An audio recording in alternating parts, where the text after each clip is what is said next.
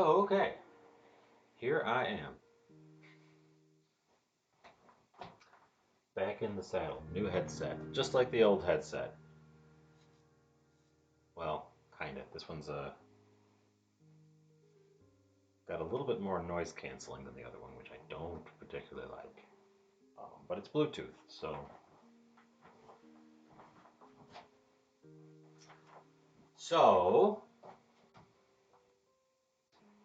I guess I'm gonna dive in on the.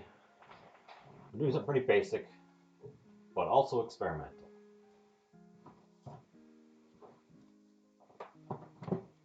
Because I wanted to try making waffles in a cast iron.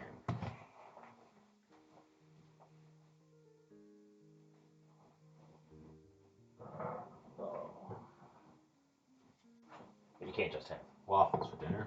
So I'm also going to be frying up some chicken.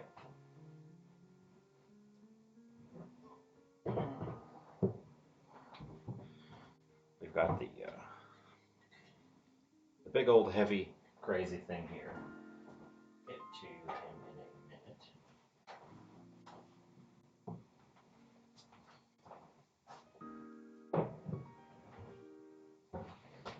And I'm also going to need our big old pot. Most of the work here is going to be over on the stove today.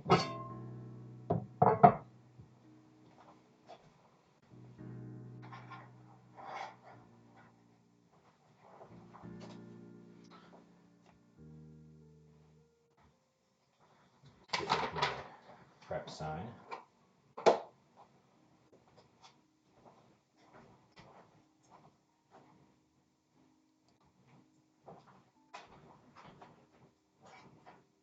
I don't know if this is going to be very visible to the camera.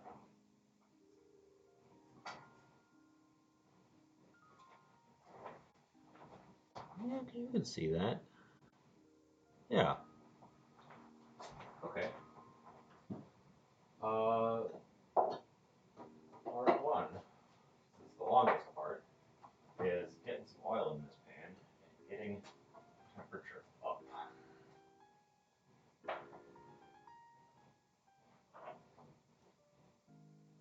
This is just soybean oil. It has been used for frying before, which is why it is this deep golden color. I strained it, filtered it, put it back in the bottle, ready to go for more frying, and I will be doing that again after today's use as well.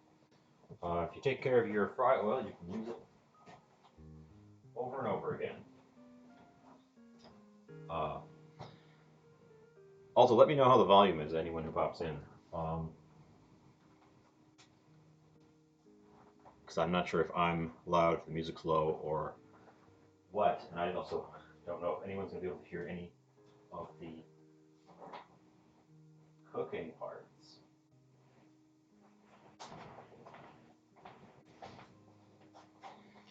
Okay, that's heating up. We're going to come back over here, get out our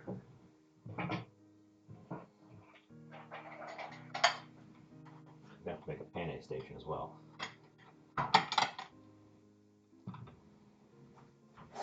But step one is going to be the chicken itself.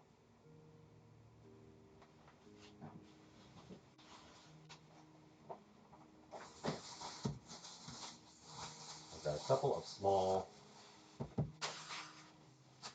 chicken breasts that I'm just going to cut into strips.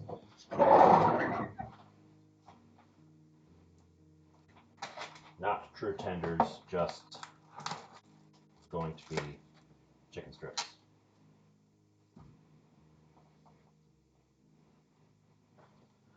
I got fairly small ones because it's just me. So I don't want to go overboard with big amounts of meat.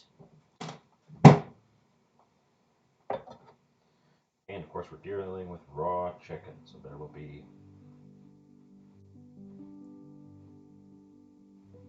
ever-present food safety concerns.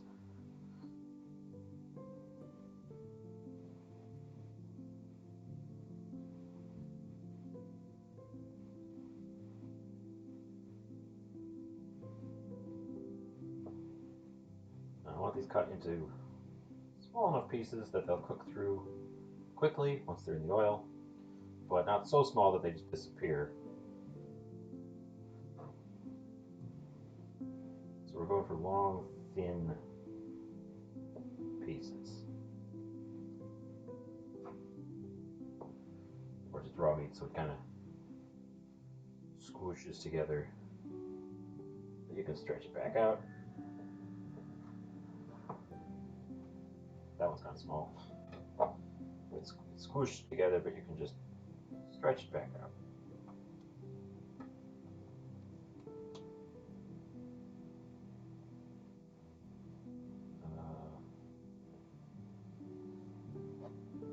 And then, yeah, not sure why these two breasts were such different color. The lighter one is less dry to the touch than the darker one.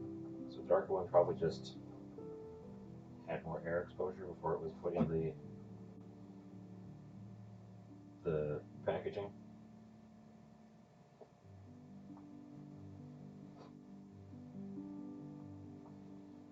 But I'm not sure. Unlike a lot of my meats, these are not bargain bin. No concerns there. They're brand new chicken bits.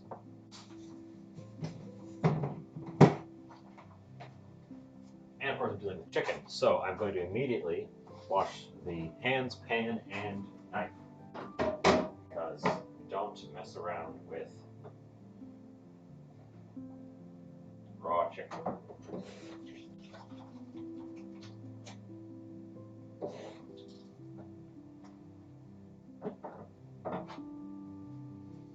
And since I'm doing chicken and waffles, it's the only thing I can cut anyways.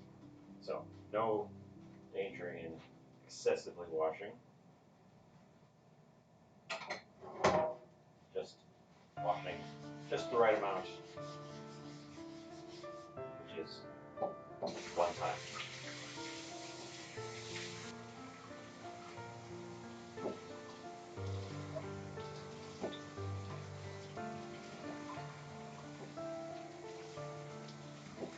I'm not doing any kind of grinding on my chicken because I didn't think to get buttermilk.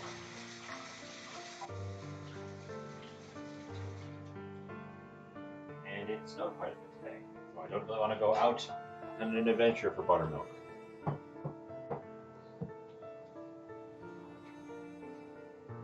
Sorry, the chicken's not the big fancy adventure part here. That's this music's getting a little up there.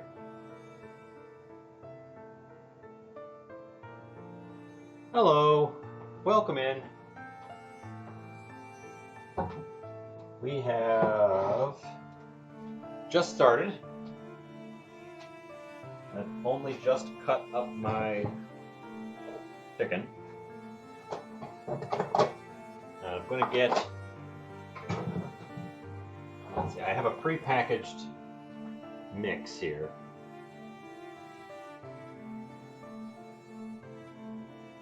That claims it can be used, it's pancake mix, claims it can be used for waffles.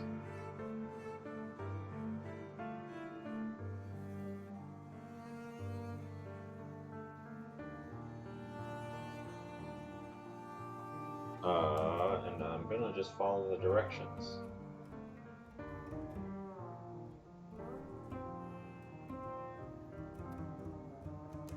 Calls for 7/8 of a cup. There is a tiny whisk. He was in the pre-show. He got pushed to the side there.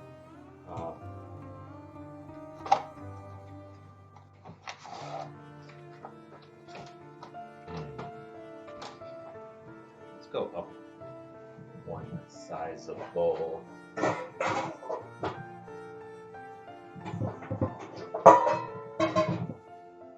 Just to be sure I have enough room to mix this. So the experiment today is not the recipe. The experiment today is trying to make waffles on the stovetop.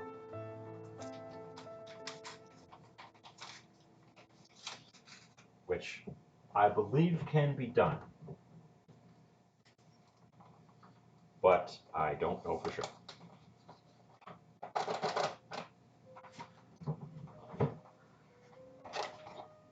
And then it wants 7/8 of a cup.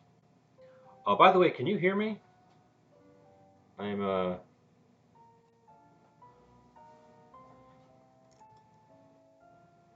Okay, great. Uh, never entirely sure if anyone can hear me until someone says they can hear me. What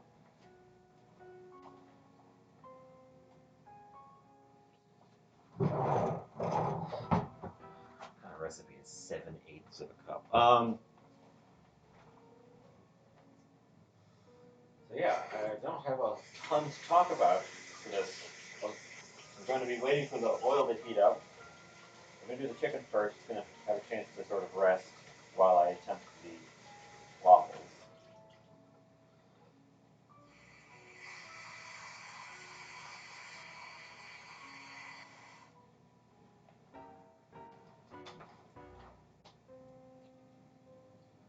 There's only going to be a little bit of prep over here. The rest of the work is going to be all over on the stovetop. 2 tablespoons of butter. 2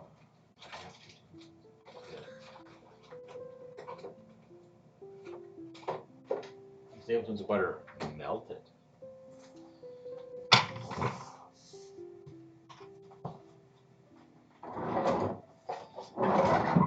So far, I like this headset better.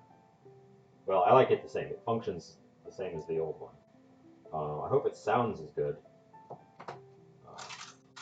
The only complaint I have is that the earpieces are slightly more noise canceling, which normally would be good, but I kind of wanted to hear through them. Oops. Oh, all the glass dishes are on the side here. Now let's go around the corner. Okay. Popping through the wall. Doesn't have the wonders of technology.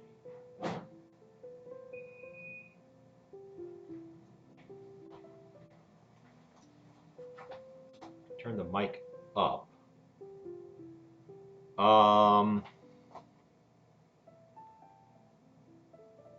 I cannot turn the mic up. The mic is on maximum. You're going to have to turn the stream volume up.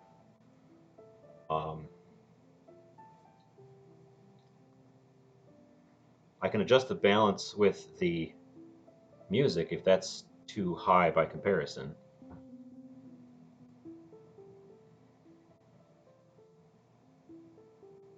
Take it about, I don't know. What about there?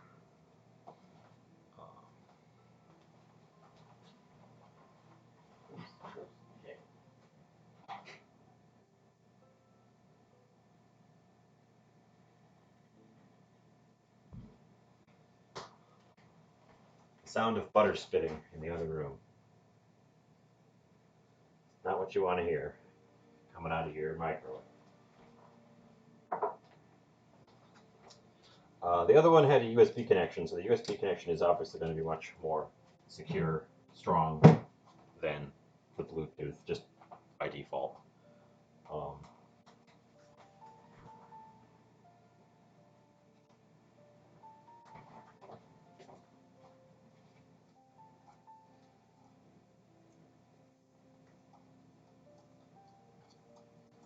So this is pecan pancake mix, made with real walnuts, which is not what you expect on the package of pecan pancake mix, but there you go.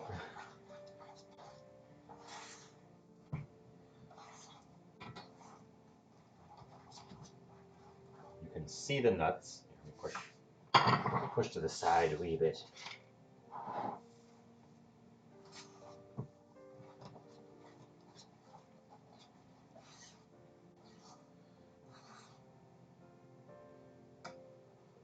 Okay, we don't want to overwork it because we don't want chewy waffles.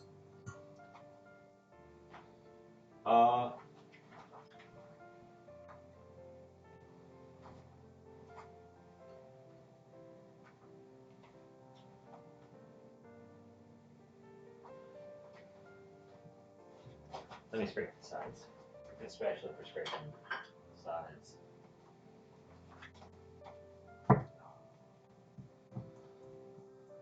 So I was late today because I was writing job applications, citing openings in my field, in my area.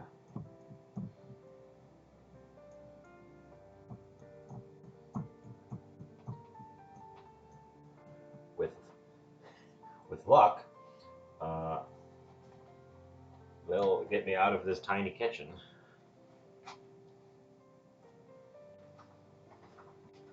And into a bigger, nicer kitchen. Let's see, I need a penne station.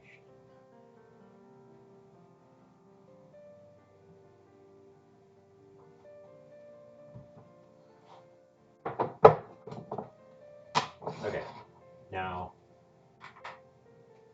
your penne station, as far as I know it, is flour, egg wash, breadcrumbs, and then into the oil. The flour provides a surface for the egg to stick to. The egg provides structure and surface for the coarser breadcrumbs to stick to.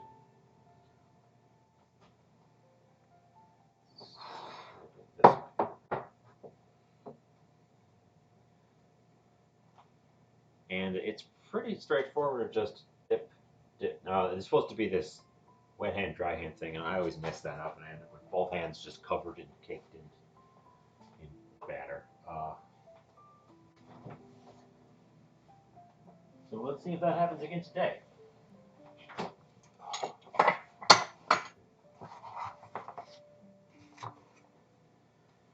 I'm also just feeling less energetic overall today.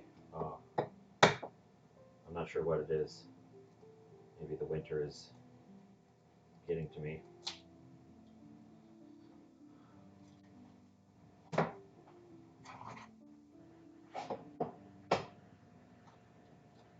need to get some more eggs. Low on eggs.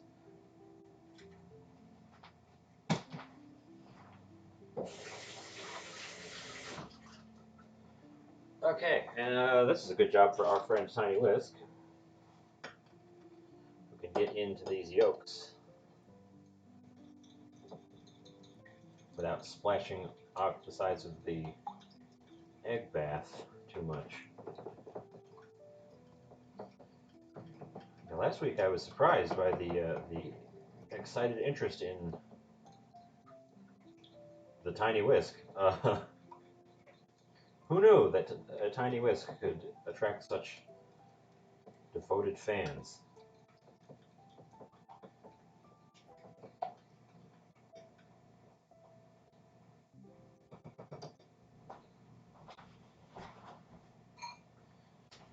We gotta keep an eye on our oil over here.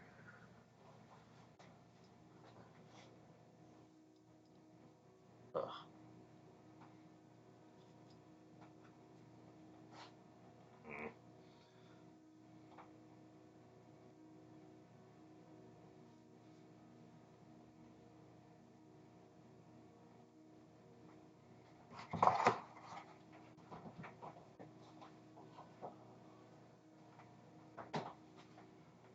And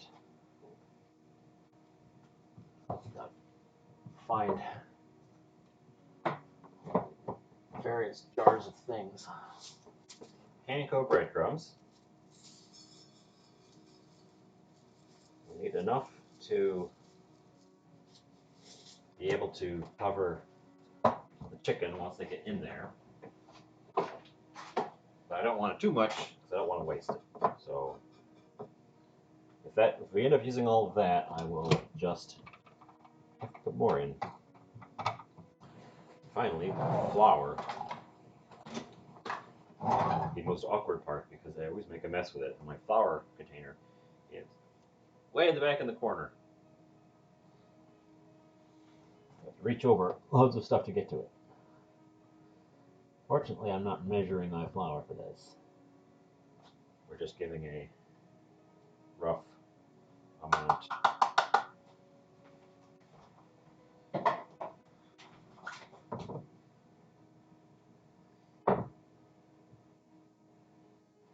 Enough, again, to get the chicken in there and well coated. This is opportunity to add flavors as well. So I like black pepper.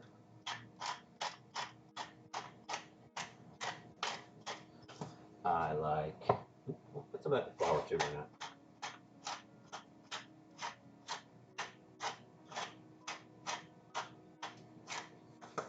I like some salt. Chicken is not salted. I just saw my stream flicker out for a second there.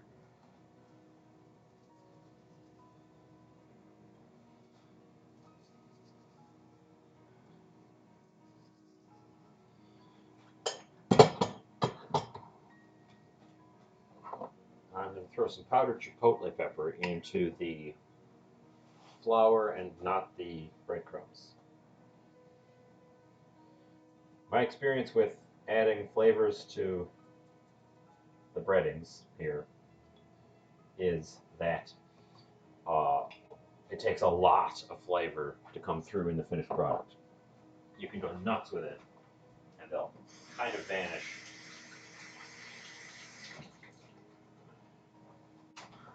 Even really, really spicy things will just kind of disappear.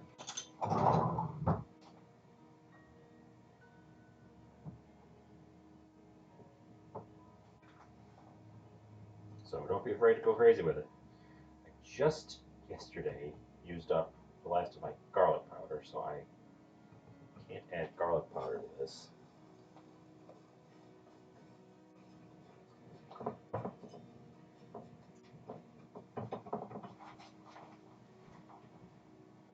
But I can add flavors after the fact with sauces and such.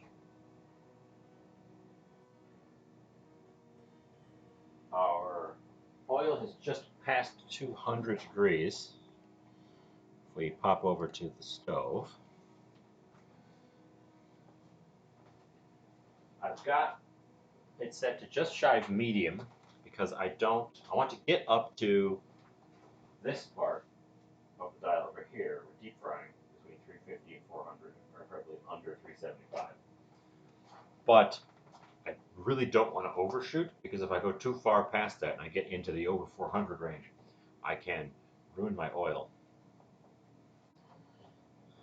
It'll start to smoke and oxidize, and then it'll go really gross, and nobody wants to eat it.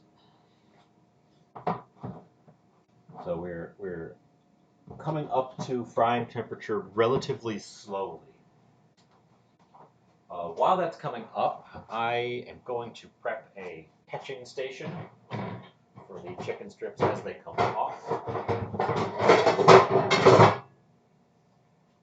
Loud clattering.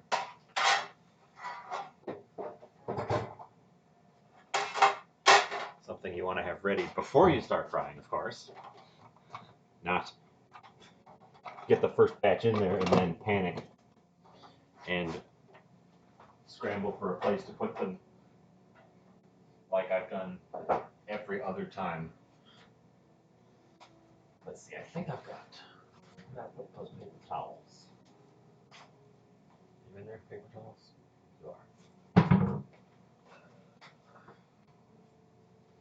I've locked in my paper towels atop the refrigerator here. You can see that was, right there. Well, I've blocked in the paper towels. I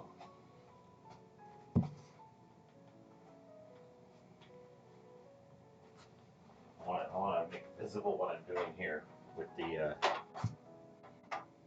the drip station. So I'm going to move the waffle and just sort of push stuff to the side.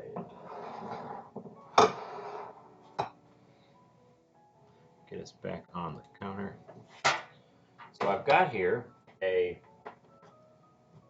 small sheet pan with a fitted rack. And the trick is, for the drip station, since they're going to be coming out of the oil blazing hot, but also oily, and I would like to wick extra oil away so it doesn't soak into the breading and become soggy. I'm putting down a couple layers of paper towel in the pan, and then I'm taking the rack and putting it feet side up, so the rack part presses right into the paper towel. That way, it will act to help wick oil away from the finished chicken strips. And then we can just pop that on the empty burner next to the oil burner. These shouldn't require the big spider, but I am going to break out the long chopsticks for this.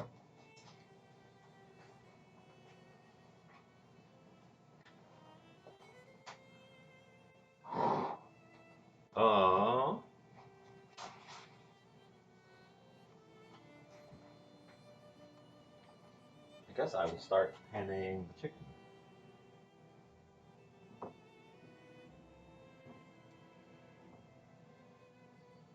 So you can see it very quickly, even the relatively dry pieces very quickly become covered in flour. Flour is very sticky stuff. Dip them in the egg wash, and then they become very slippery. And then dip them in the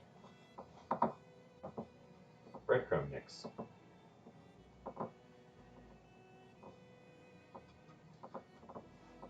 You could also have the breadcrumb mix replaced with more flour. And I should have also gotten out a place to put them as they come out of the breadcrumbs. Let's go with... I'm going to just use the lid for one of these trays. Or I could leave them in the breadcrumbs until they're ready to go.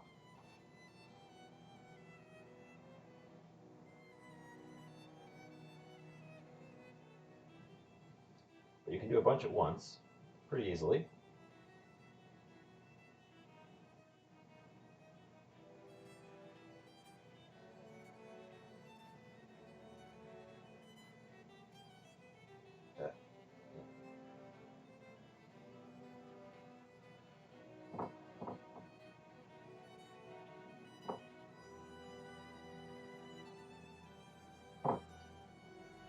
Now, normally, I would have attempted some sort of frying on this chicken ahead of time so it would be extra wet.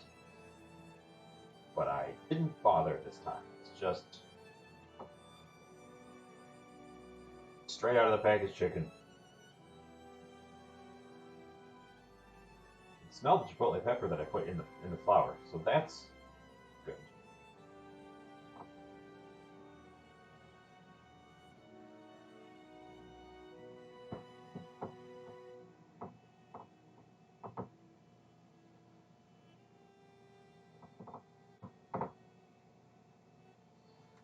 No, I never read about what all the mechanics are behind these various layers. I just know that you do it this way.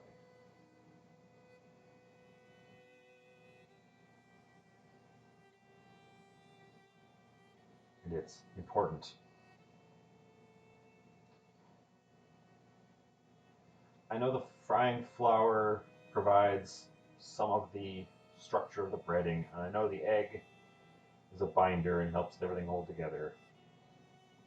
And of course the outer layer, whatever you've chosen, breadcrumbs or crusted Cheetos or whatever, is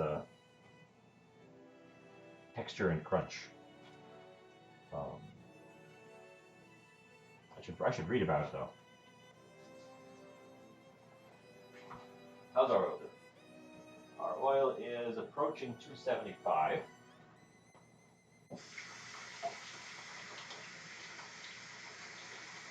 One thing I will say about deep frying is, if you're going to deep fry, be prepared for the house to smell like deep fry today and tomorrow. It gets pretty prominent.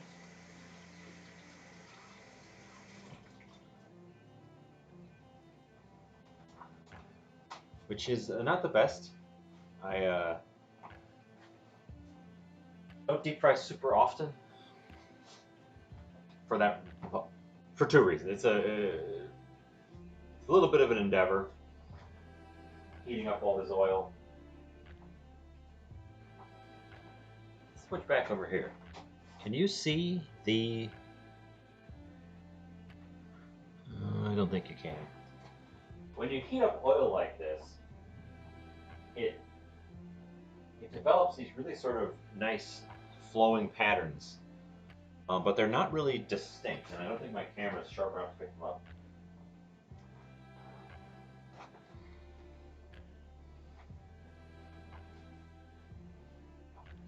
But now I'm pretty much just hanging on the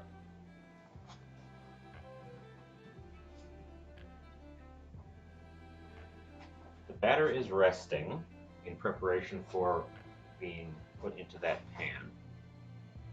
It seems a tad thick to me.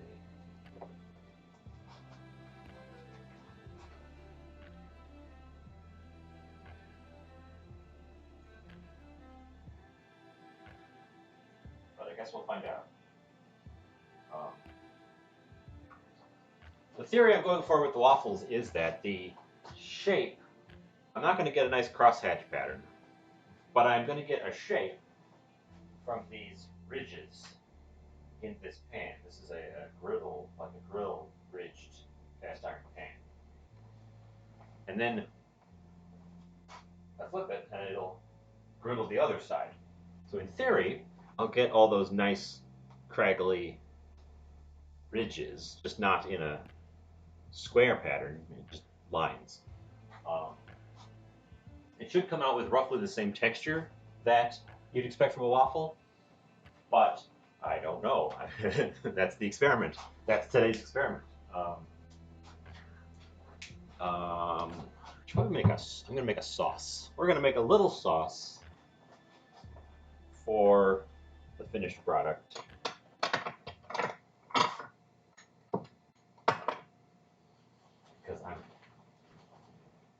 Because I've got time.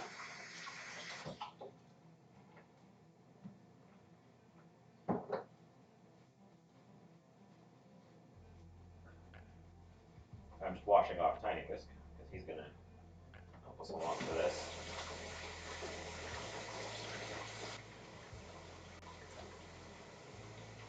I started at such an odd time today. I'm not sure if anyone's going to show up, but oh, somebody popped in. I also hope they pop out. I'm gonna liberally spray it down with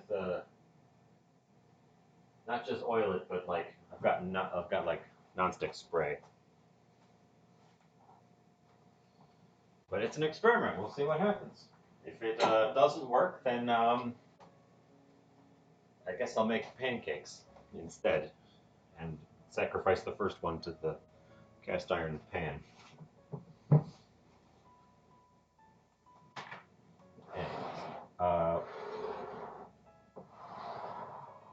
While we wait for the oil to come up to temp, back over here, I'm just going to make, you may have heard of hot honey. I don't have that, but I have maple syrup.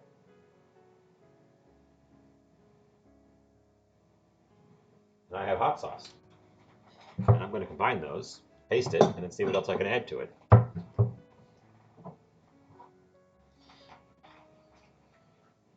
Spicy maple syrup.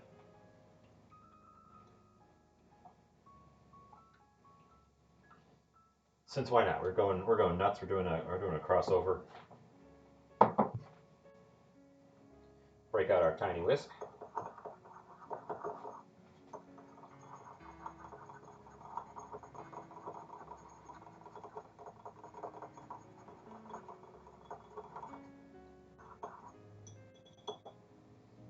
And give it a taste. Ooh. It needs something.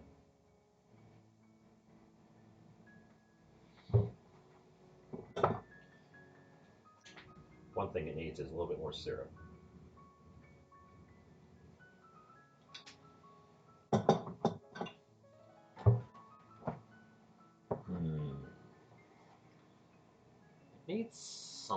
Well, it probably what probably it needs is chicken and waffles to be added to it, uh, rather than be eaten just by on its own.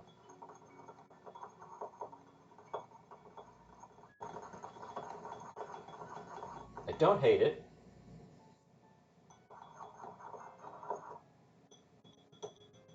I don't know that it's exactly groundbreaking.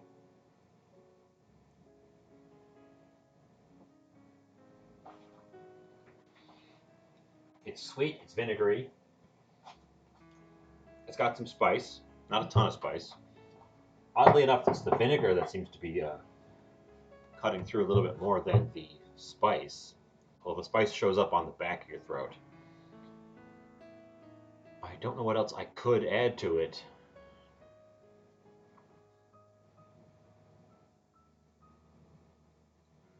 Or should add to it.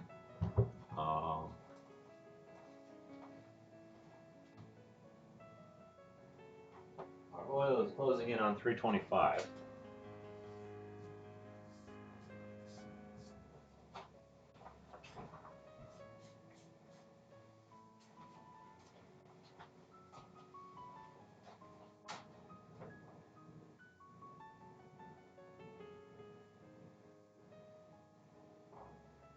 And the rate of increase is slowing, which is good. I don't want it to wildly overshoot over here on the stove.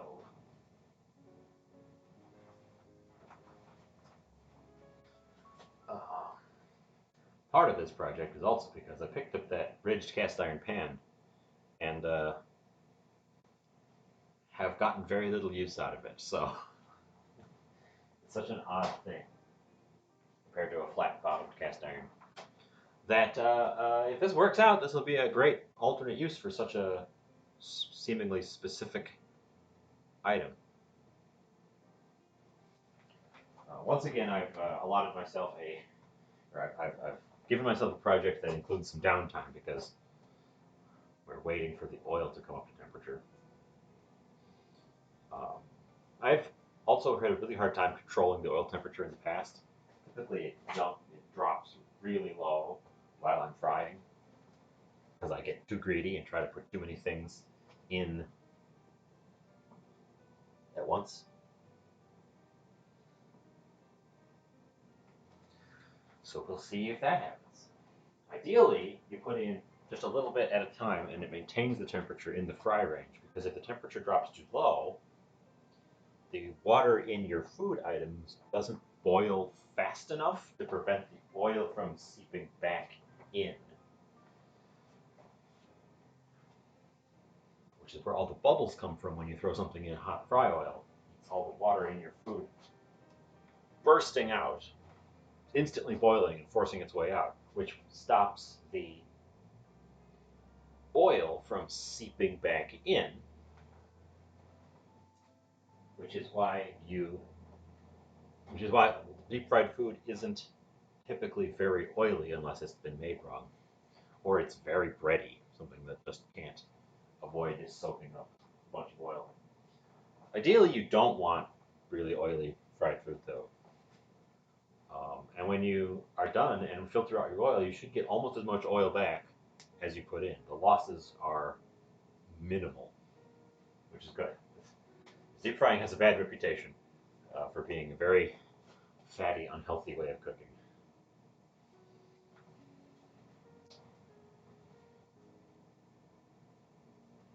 You probably can't read the little words on the dial there. It's pointed at caramel. This is a deep frying and candy thermometer, and I have avoided candy making because candy making is the one thing that scares me the most. Of all the various cooking things, candy making is the one I least want to dive in on. I fear because you just can't correct on candy. Um, anyway, we're getting into the temperature. I'm actually going to turn us down just a scooch on the dial there because I want to get into that range, but I don't want to overshoot.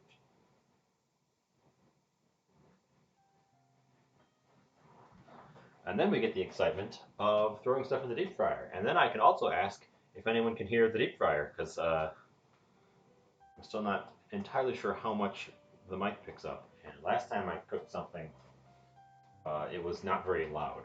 But deep frying makes quite a bit of sizzling noises.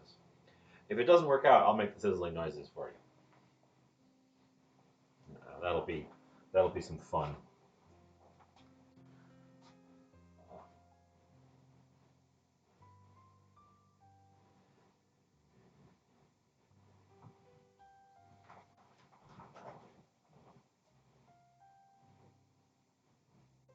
I'm just standing directly behind the camera now, looking at the thermometer with you. Okay, I'm going to start finishing panning the strips so that they can go in a timely fashion, because that is just at the point where it is about to be ready to go.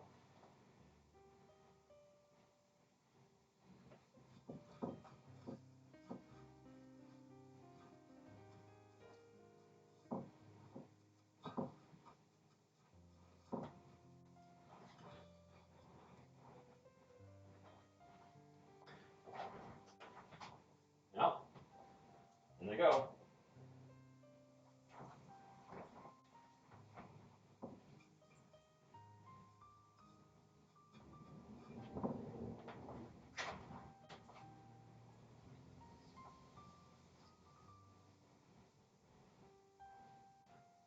What do you think? Can you hear any sizzling at all?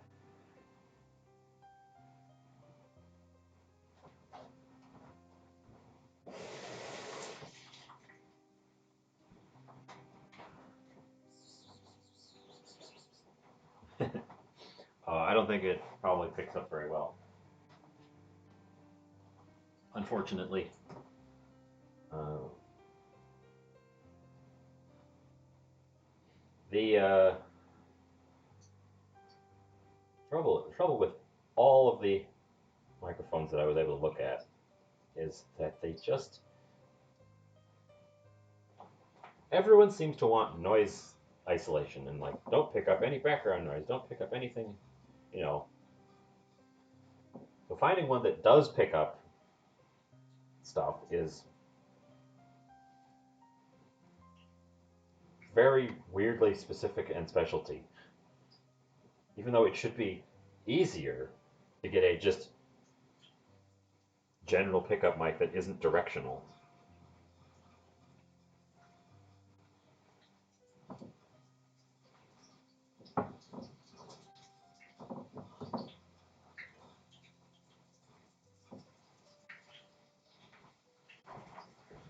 Oh, and by the looks of it, they're both just about done already. Deep frying is a very fast process. You can see they're already golden brown. These are the long chopsticks.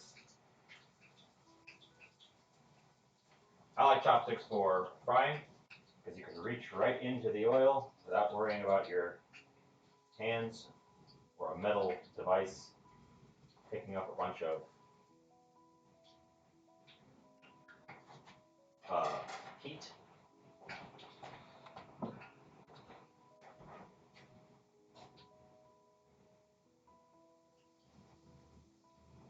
We're going to do these two at a time. They don't have super many of them, and it will be nicer on the oil temp if I don't do a whole load of them at once.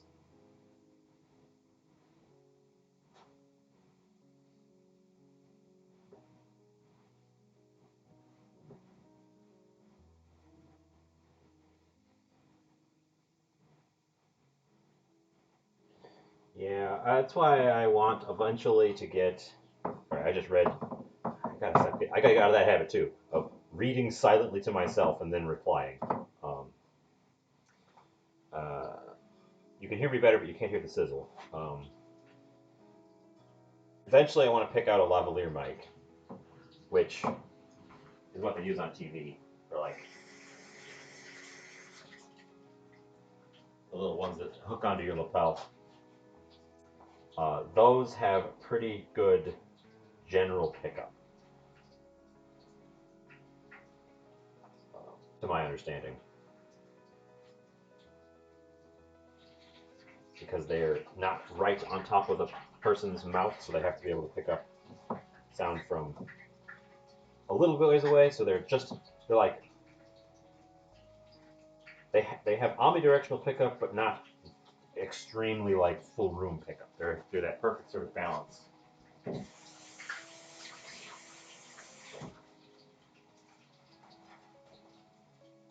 This happens every time I fry something. The frying food drifts over to the stem of the thermometer and just clings to it.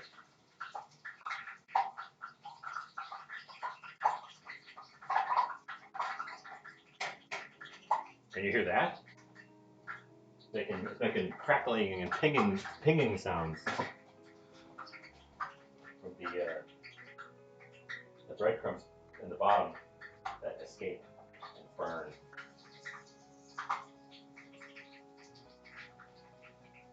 We are ever so slightly below the temperature. Yeah. Okay, well, it's picking up something. It's picking up the loudest sounds. Sizzling fry oil isn't incredibly loud, but it does go pop, pop, pop, pop, pop, crack, crack, crack, crack, crack when stuff floats around in it. Wait, you too? Everything in the fry oil just wants to sort of drift into other things and stick. Can I open this? I wanted to open up one of these, see how well I'm doing.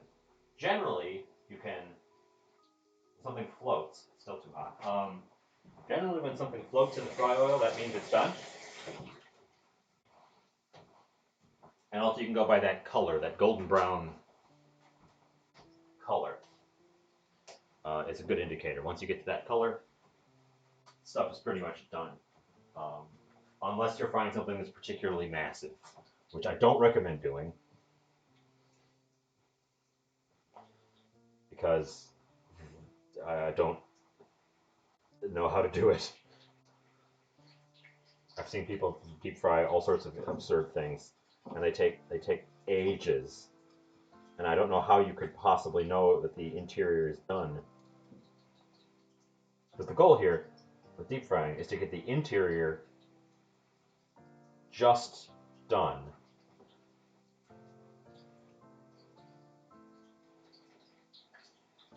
You're cooking fast at a very high heat. So you're, in theory, preserving things like tenderness, juiciness. You can hear the water when I rinse my fingers off. Yeah, well, as I said before, I'm really bad at adhering to the wet hand, dry hand thing, so I get clumpy mitten of batter on my hand, so I end up rinsing my hand off a lot while I'm doing this. Our temperature came down a little bit, so I'm going to let that come up again, because I don't want this to go too low. If you go too low, as I said before, your food gets greasy, starts really absorbing too much of the oil. So I'm going to give that a second. I'm going to finish prepping these last couple of chicken bits.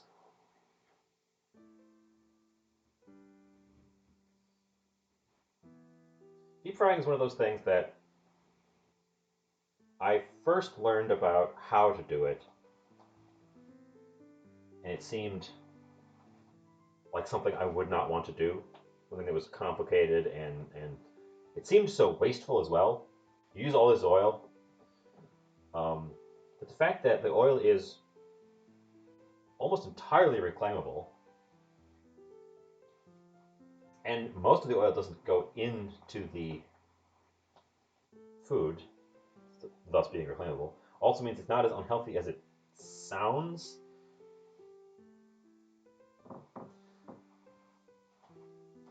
And the mess is, it makes a little bit of a mess. You just have to be careful with it. Down the inside. Yeah. Well, now I can, if I pop one of these open and it's raw in the middle, I can chug it back in the deep fryer to finish in a pinch. That is an option. But yes, especially since this is chicken, we want to for sure get it done. Uh, I unfortunately recently had an experience with homemade deep fried chicken. And we found one strip, one little lonely strip. Popped it open and it had a little raw spot right in the middle. And we'd already turned off the oil and everything.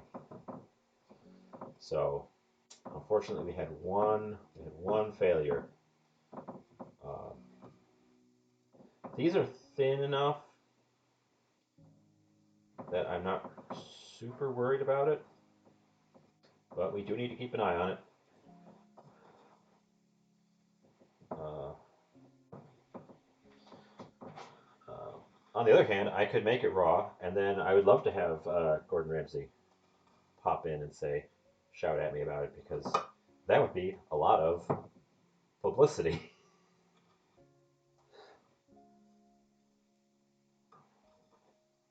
Maybe I should just make really, really bad food that's all raw. See if it comes and shouts at me.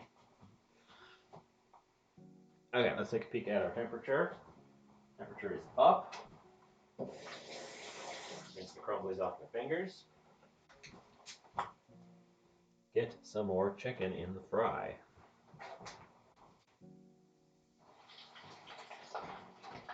Ooh.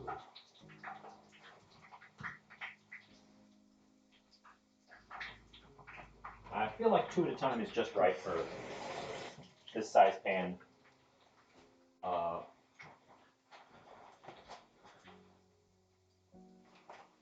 Deep frying is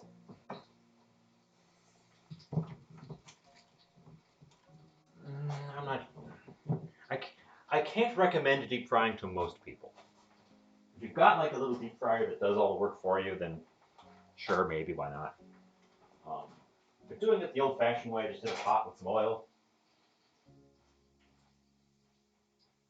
I can't recommend it to everyone. It's a bit of a specialty item. The pot I'm using, we have an enameled cast iron Dutch oven. The cast iron helps a lot for deep frying. It retains heat so that when I put food in, it resists the sudden drop in temperature that is the biggest problem with deep frying. When you get that sudden drop in temperature, because it makes things oily, it makes things not cook through properly. They're getting louder.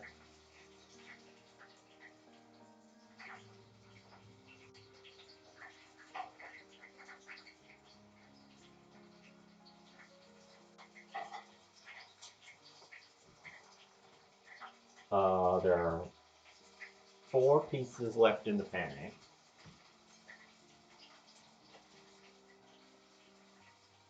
These look just about done. I do want to crack open that first one just to see how it's doing.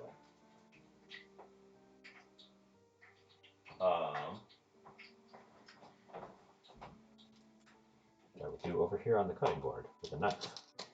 How's the middle? It's cooked through, but only just, which I suppose is what I was going for.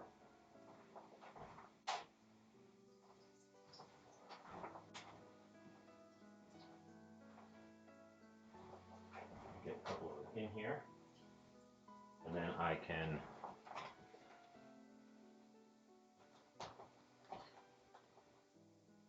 let's get up to this guy. As you can see, I've here's the camera. It's cooked through, but it's very juicy, very just cooked.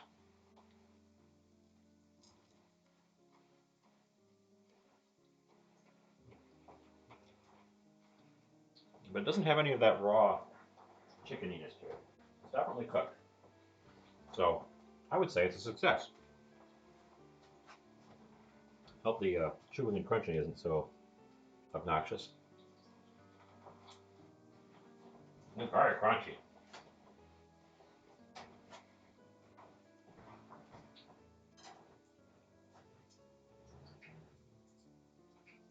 I did this with fish once, like full on battered, not even like penne, but like full on battered smelt. Little tiny fish. And now that was an ordeal. Oop, took my camera off the stove. That was an ordeal.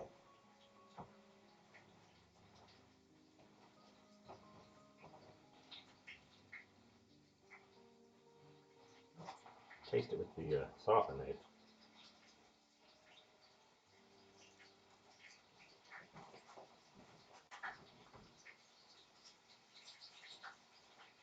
Mm. Okay. Interestingly, these things need salt.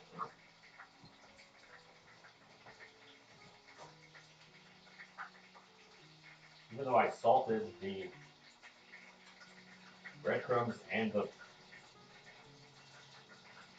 uh, flour, that's the thing that seems to be missing is salt. Um, Probably because I didn't do any pre-brining, so there's no salt inside the chicken.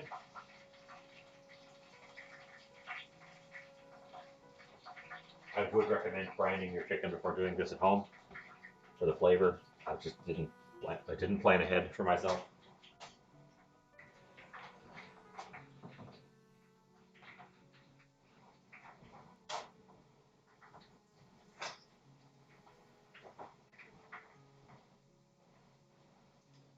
And I've got a little trail of breadcrumbs leak from my countertop over to my stove from all of the chicken bits. So I'm gonna have to wash my floor today. That's a delight.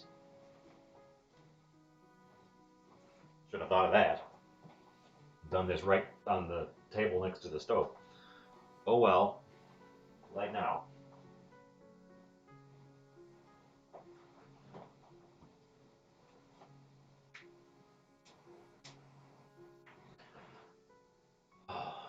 Anyways,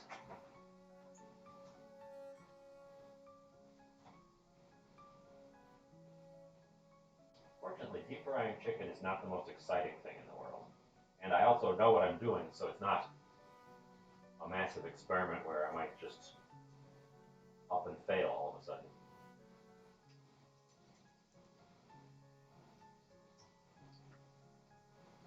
I should put the chicken in a dish that will help retain its heat while I work on the next step with the waffles.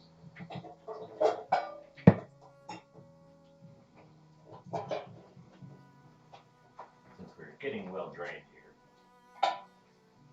don't need you. Cooking spray. We're using a cooking spray this time because I want to non-stick it as much as possible.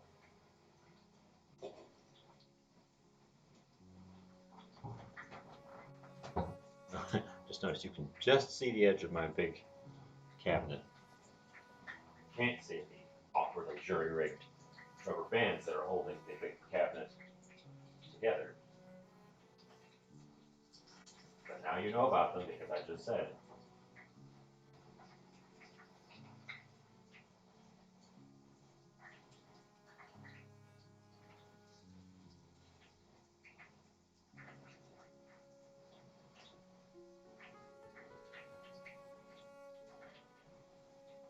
I think we're done with the chicken. I'm gonna quickly salt those two that just came out. Salt, if you're adding anything to the top of your deep fried foods, it's sticks better when it's blazing hot right out of the oil. If you wait at all, stuff just bounces off. Now, burner off.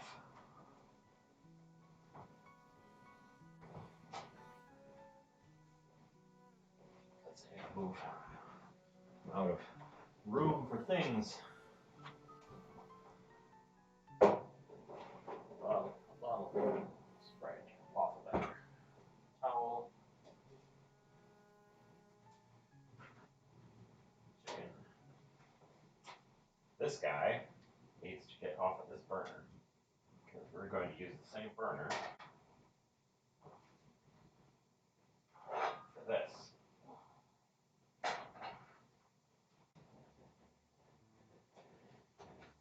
Rotated this and get it hot. Okay. And I'm just going to put, I've got a steel bowl with another smaller steel bowl above it, forming a little clamshell. And I'm just going to throw all of my chicken right in there so that it stays a little bit warmer. It might go steamy, but this is all panko, so panko generally holds its crust a little better, in my opinion. My pan station is taking up my entire countertop over here. I'm gonna need to deal with that. I didn't do all of my dishes in advance from lunch, like I normally do. I've got a few things here left over. Unfortunately, when you're done with the pan station, you do have to throw out all of the leftover breadcrumbs and flour. And unless you really want a weird omelet, the eggs, because there's been raw chicken in all of them. You could cook the eggs, and that would also, by extension, cook the raw chicken that's in the eggs. But then you have to have an egg dish in mind to go with your everything else that you're doing.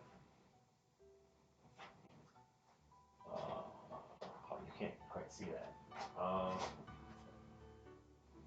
If I can rotate that. So we're waiting for the temperature dial here to get to the bottom of the dial, at which point we can start trying to get that oil out of there. It's going to be a bit. I'm going to run some water in the pan station pans just to get them started. The water will help the flour not bind up into a gooey mess.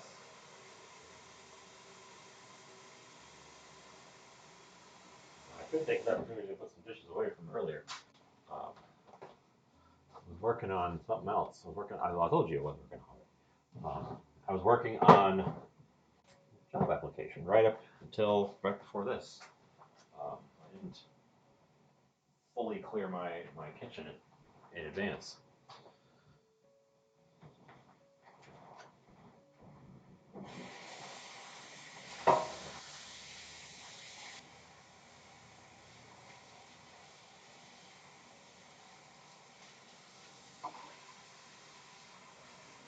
I don't use these Pyrex square dishes a lot for actual storage. Sometimes I'll put leftover pizza in one or something.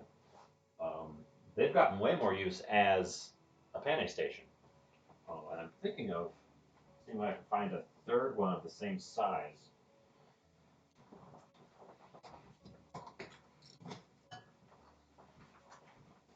Let's see. I'm going to reserve the Tiny Whisk. Since the Tiny Whisk was recently washed, all it has on it now is syrupy, spicy syrup. Syrupy, spicy syrup.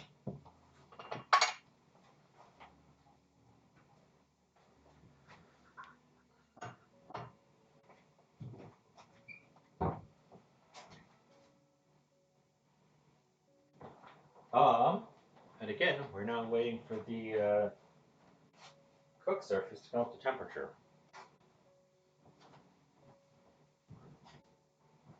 So anyway, I'm going to move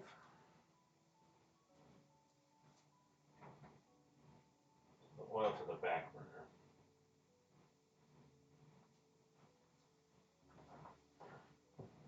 And use the front burner as a staging area for the batter here. The batter is sticky. And I feel like it's too sticky. Honestly, I kind of want to add that remaining eighth of a cup of water to it and just see what it'll do. So I'm going to do that.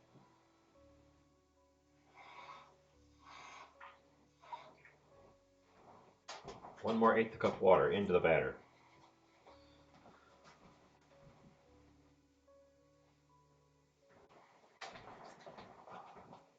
Yesterday I made a different project, and I didn't do it live, and I didn't feel like it was good to save for today either. You may or may not be aware, but the popularity of ham for the various winter holidays, Thanksgiving and Christmas and upcoming Easter in the US, causes a surge in demand for ham. So pork producers start butchering lots of extra pigs just to get the hams, and then they have to sell all the other parts. My local grocery has been selling pork sirloin roasts for $1 a pound.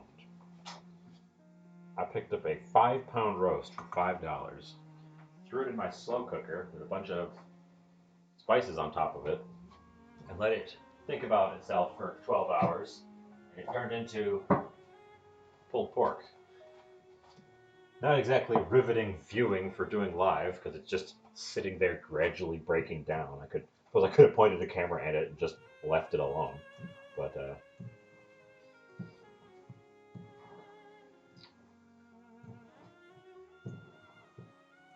and it wasn't going to go for 12 hours, but I forgot about it, so it went for 12 hours. I was intending to cook it until it completely broke down, and it did completely break down.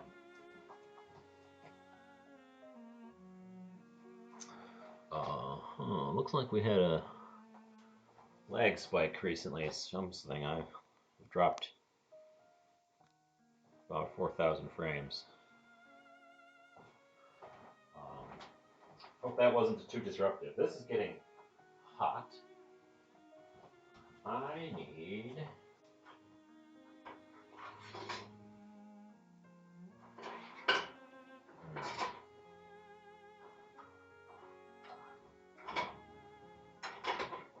I'm going to use a silicone spatula for this.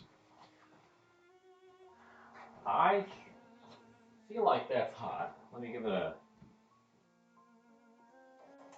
It's not smoking, but it sizzles when you throw water on it. So I think that means it's ready to go.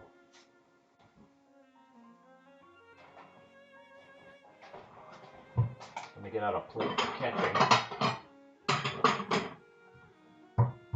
And a spoon for spooning.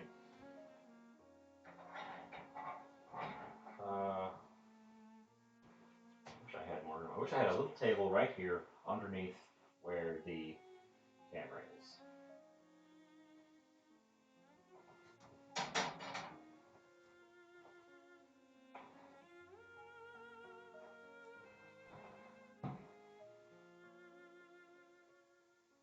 Okay.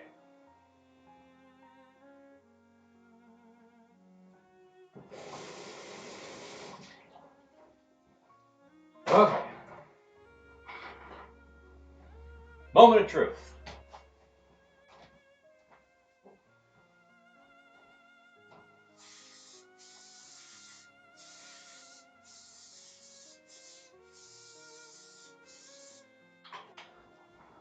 Well oiled.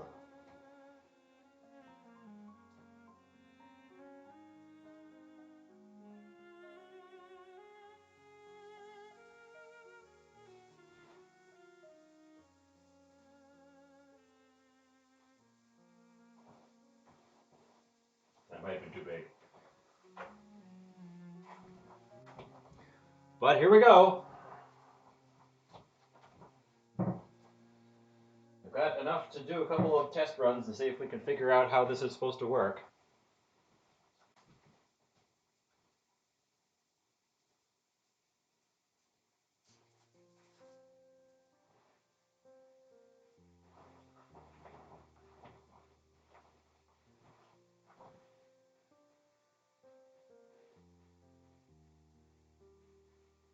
And hopefully the first one releases and we can actually give it a turn and get a waffle out of this, or a ridged pancake. I think the first one was too big. It's clearly burning on the bottom, but not. Okay, this first one's a mess.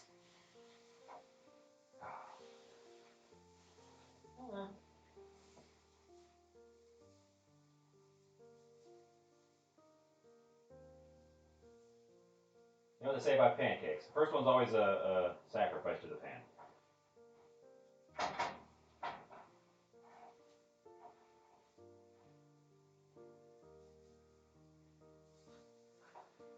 Stuff is sticky. Okay, first one's a sacrifice to the pan. Is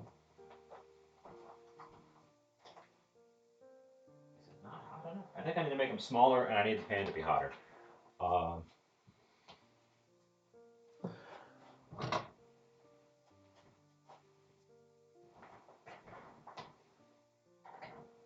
if we're lucky, they won't all be sacrifices to the pan.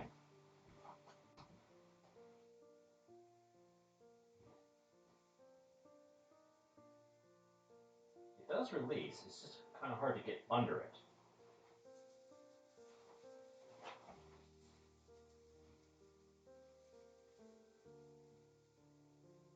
And the back doesn't really want to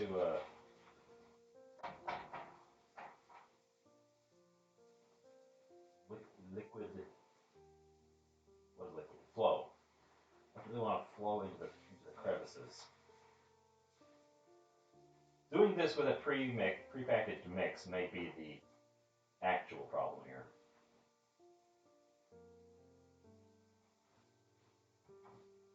But the stuff does come off.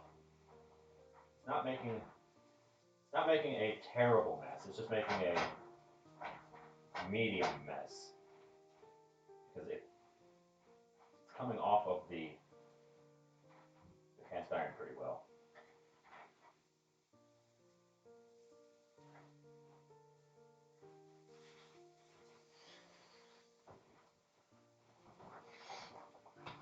I think I have to let it cook longer. I think I have to make a smaller dollop as well. Um, but like it's cooked on the back. The issue, I don't know. This is why it's an experiment.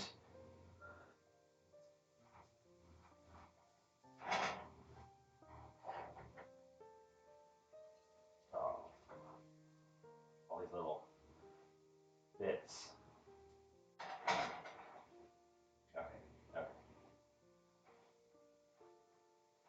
Here's what I'm gonna do. Push all the little bits to the side. They'll probably burn and carbonize. In fact, a couple of them have already done that.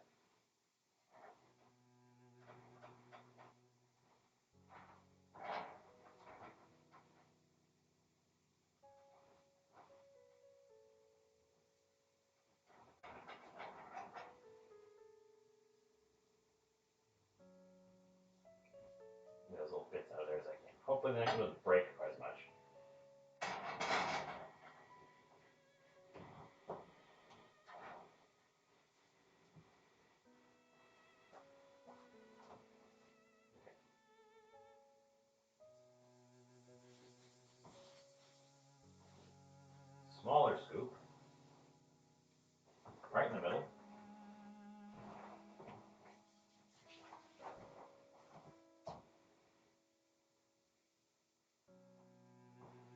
What I'm worried about is if the heat penetrates too quickly through it and the top cooks before I flip it, I won't get the ridges on the back side. Now, that's not the one thing in the world if I can get ridges on one side.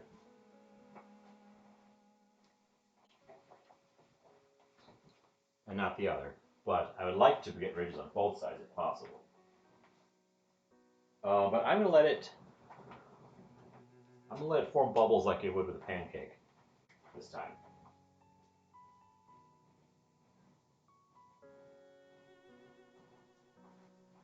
That should be a sign that the bottom is more cooked.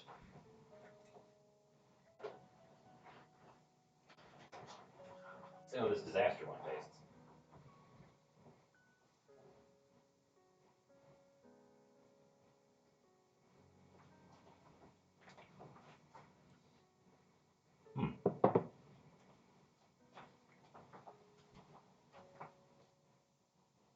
Well,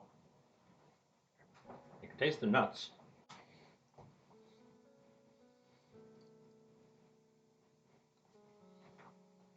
The messy one is undercooked, but also burned in places. My fault for flipping and flipping and flipping.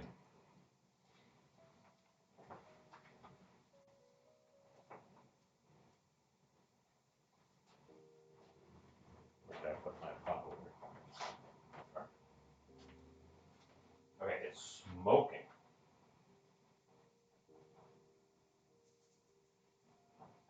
It doesn't seem to want to come loose.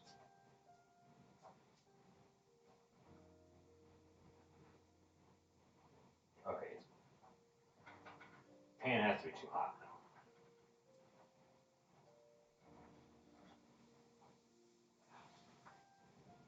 It's black, and it didn't release.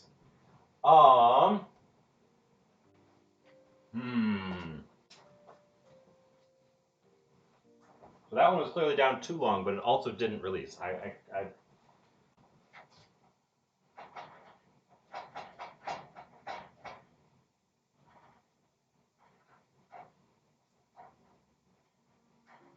obviously, having never done this, I don't know what I'm doing wrong, but I also don't know what I'm maybe not doing that I should be.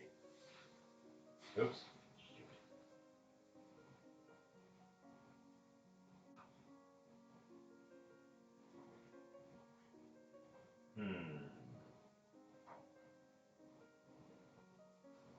Thankful that the parts come out of these little runners, even though I have to kind of dig into them.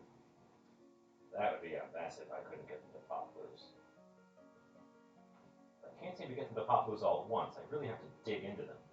It's almost like I need a specialized spatula for this. I think I'm going to get a regular pan and make pancakes. Yeah. So I've at least got something to show for my trouble here. This not cooking on the back either. Okay, well. Okay, well, that experiment was a bust.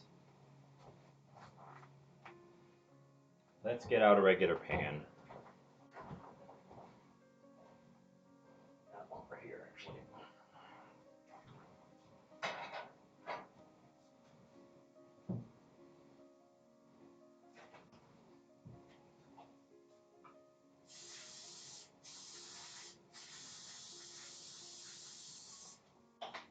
Of course, we're resetting to a fresh pan, so I'm going to have another weird one come out of the pan.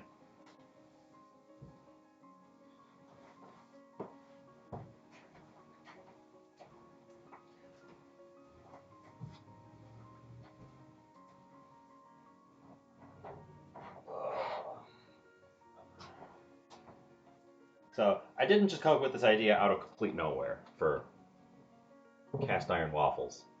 I saw a picture of successful ones. So it's possible using this kind of pan. But obviously I don't know what the trick is to it. There's some secret to it that I do not know. I have not discovered.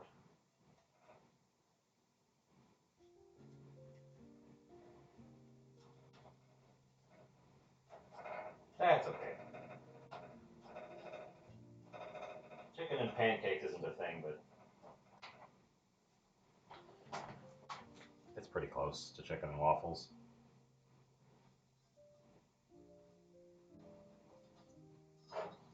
Bits out of here.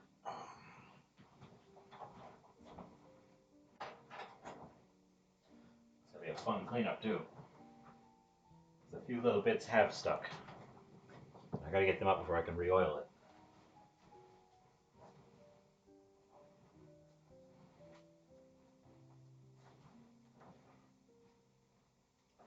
This batter is also quite sticky, and I don't have a ton of it left. So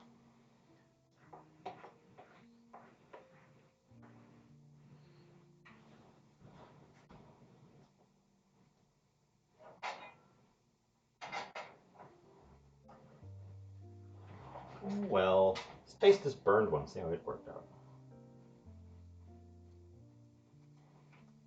Okay, well, it's got a good crunch on the burned side, which I suppose you'd expect. It's probably have to make a particular kind of batter to do it this way, not just a standard one. That's probably where I'm going wrong.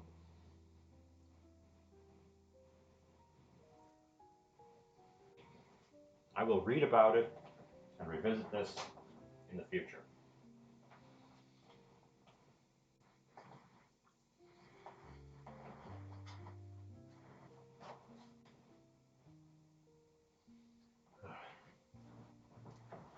For the amount of cleanup I have and the work I have ahead of me tonight, I don't have a ton to show for it, do I? Oh well, that's the way it goes sometimes.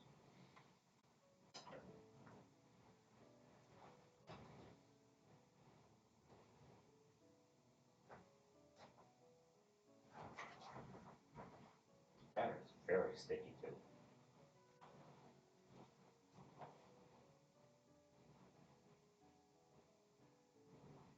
Even hot enough? It's just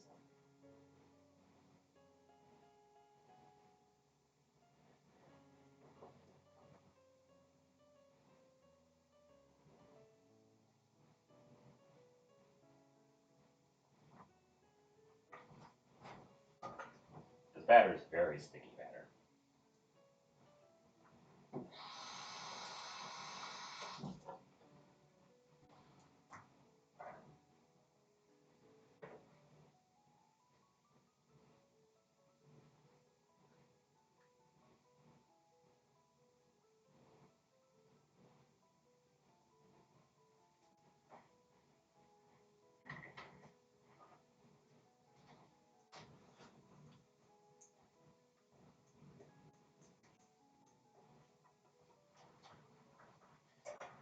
Okay. Break it out of me too. I don't think that pan was even quite hot enough for those.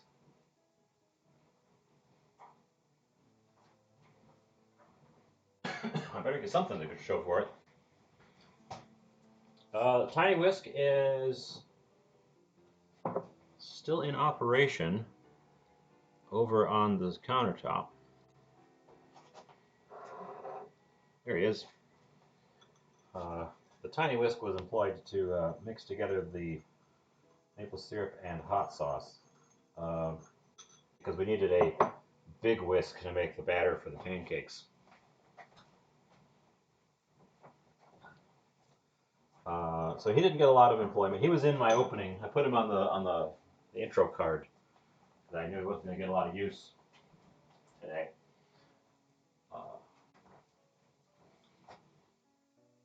I don't have emotes yet.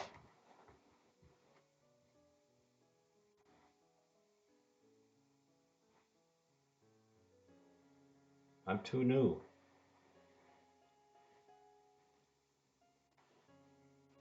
Suppose I could put together a BTTV emote for it.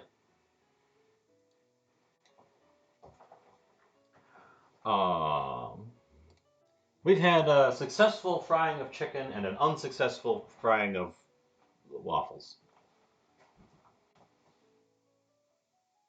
And now we're having a hopefully successful frying of pancakes.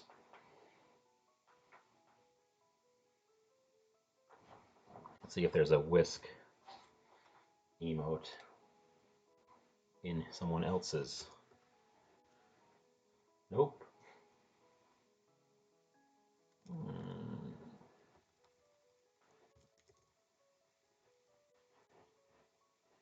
Well,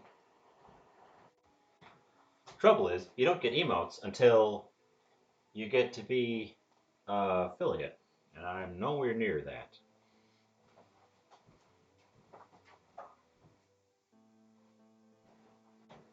I should have done 3 right away. I should have done 1 as a tester. Sacrifice to the pan.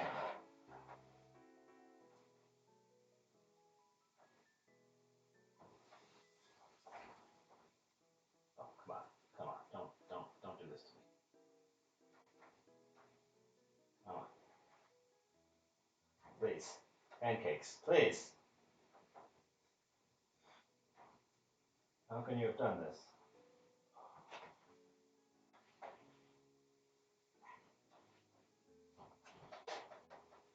Flip.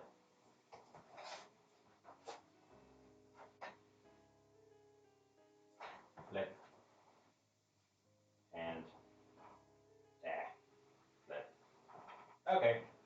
They're a little wonky, but they're fine. Oh. Keep forgetting to switch back over.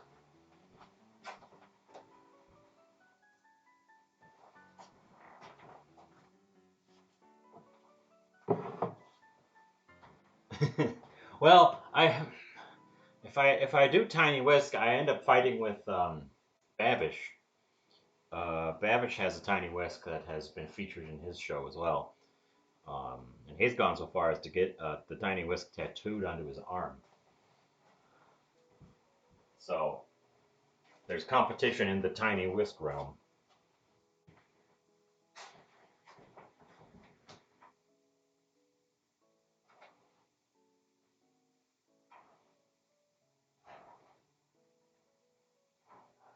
How's the backside looking? They look like pancakes. Other than the fact that all 3 of them touched each other and stuck together. 5. Oh boy. I have grand dreams. I could usurp the Babish. He's got an empire now. He sells knives and pots and pans off of the success of his 5-minute YouTube cooking channel.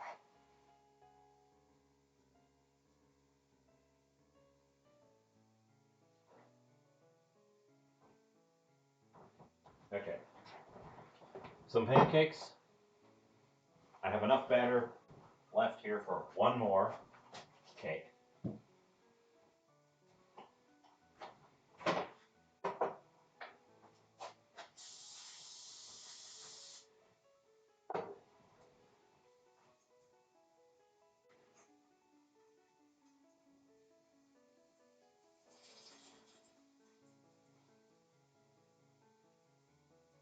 It's going to be the most weirdly shaped of them all.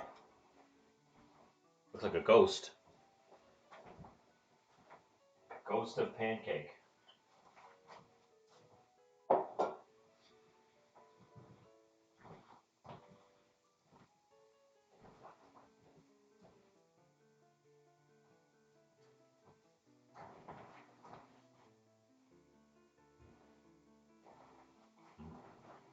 The flavor on this mix I picked up is good.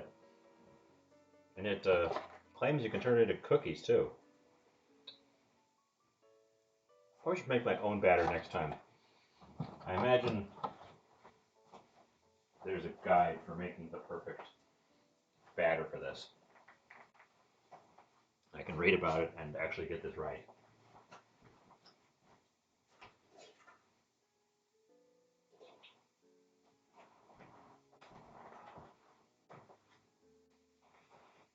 Pancakes are one of those things that I like, and I don't make them very often at all. When I make them, I'm like, I should make these more often. And then I forget about them. You know.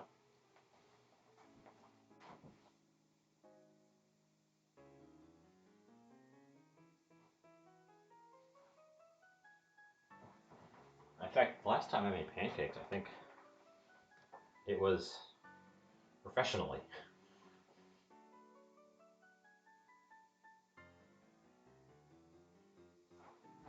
But I can't remember making pancakes for myself in this house.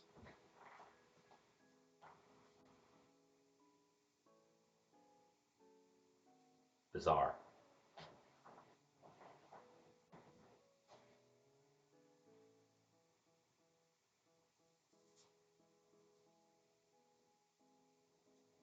Ooh,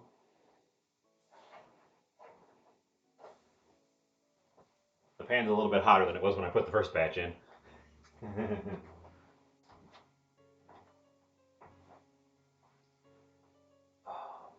Anyways, we definitely had a little bit less of an exciting dynamic episode today. And the results are also less pretty. Hooray!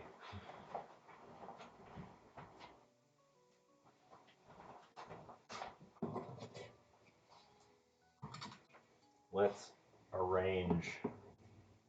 Start arranging my plate while the last pancake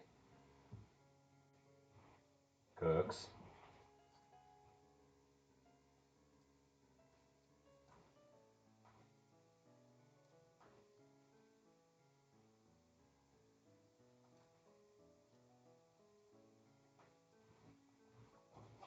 And as well to do fried chicken, like big on the bone pieces of fried chicken on top of big, thick, like Belgian waffles. Hey, looking there, bud. Pretty pancakes.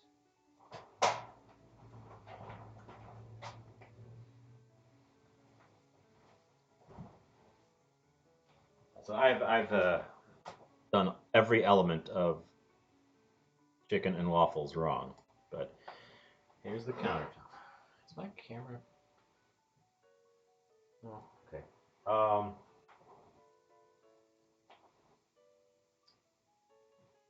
guess I'm just gonna make a little Stonehenge. I don't know. Chicken and pancakes.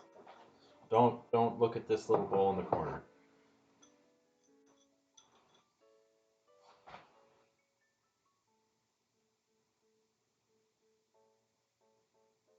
Drizzle of spicy maple syrup across the top.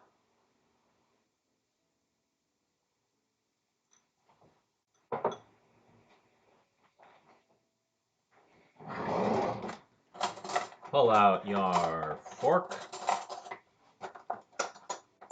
and knife, and let's take a bite. Well, no, I'll take a bite first, then I'll take a picture.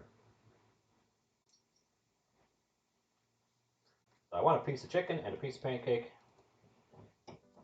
all at once. That's the whole point of this. It's that sweet, savory.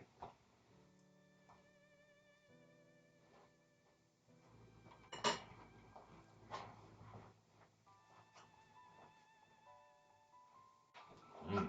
Mm-hmm. Mm-hmm. Mm-hmm.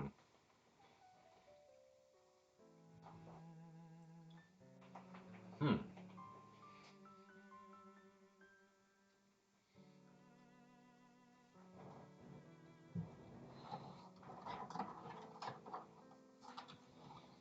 Verdict: I like the chicken. I like the spicy uh, maple syrup.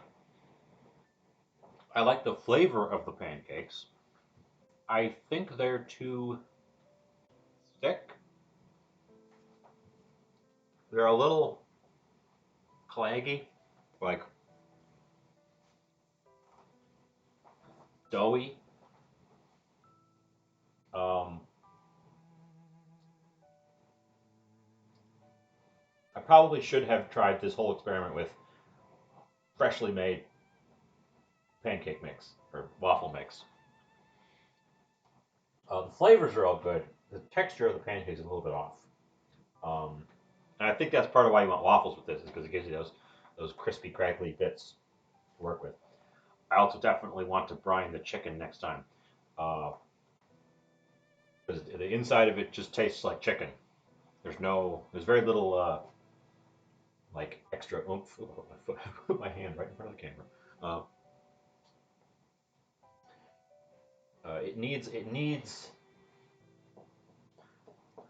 it needs some salt on the inside. That's what it needs. Um, all told,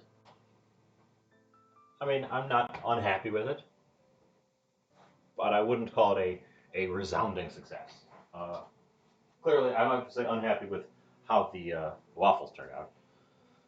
Hoping that was going to be a fun, like, aha, look at this neat trick. Um, but no. Anyways, that's gonna do it for me today. I don't know if it came across. I sure felt low energy today by comparison. I don't know what's doing it. Could just be the stress from working on those uh, job documents. Um, but yeah, this was an idea I'd had a while back.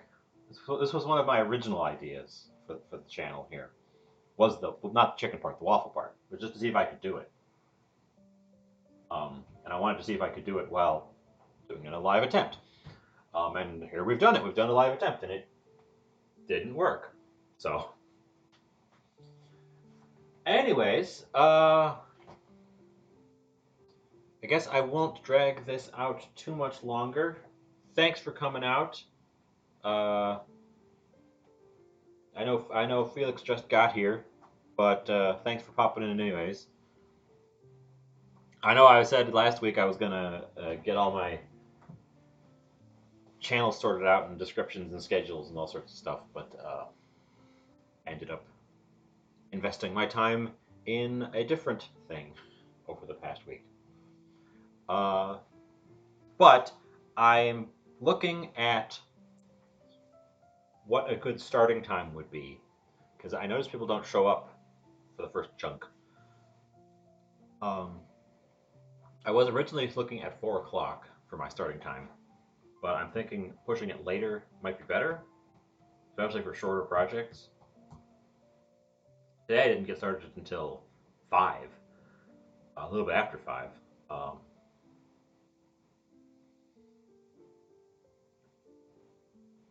but it also wasn't a super intensively long thing I did. Um, I think I'm going to schedule 4:30 for just a general starting time. Um, we'll see how that goes for next week. Um. Anyway, yeah. Thanks for coming out. Hope the new sound setup worked because I'm not sending this one back. This is what we're stuck with. Hopefully for a while because I'd hate to have to replace it right away from some catastrophe. But this is doing all the things I want it to do. We can work on sound balance and such if it doesn't seem like it's picking up quite as well. But yeah, have a good night. Incoming abrupt freeze of the stream.